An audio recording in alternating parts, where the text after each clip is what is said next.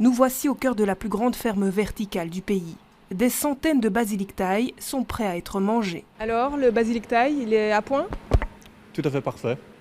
Avec un petit goût d'anis bien frais, ce qu'il faut. Et sans lumière du soleil. Sans lumière du soleil, donc lumière artificielle qui va simuler justement le soleil à travers les différentes ondes qui sont nécessaires pour faire pousser la plante. Sur plusieurs étages, ces plantes aromatiques poussent donc sans terre, sans rosée du matin, mais pas sans eau.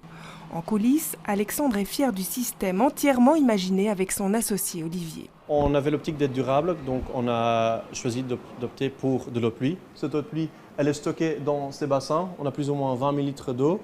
Avant d'utiliser cette eau, parce que bon, elle peut être contaminée ou autre, on va la filtrer, on va la désinfecter et puis par après, une fois qu'on aura cette eau propre, on va rajouter les nutriments.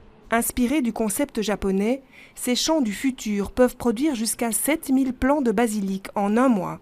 Le tout géré depuis un ordinateur. On a tout programmé en fonction des besoins des plantes et comme ça on a commencé à tout adapter en fonction de la plante, de toutes les conditions climatiques qu'elle veut, de nutriments qu'elle veut, de nombre d'heures de soleil qu'elle veut. Et les clients sont là.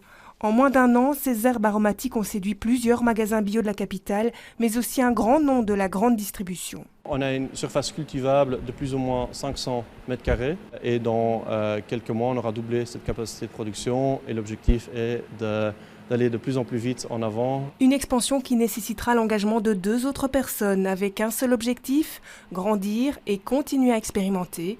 À côté des aromates, nos fermiers du futur espèrent bientôt aussi se lancer dans les plantes médicinales.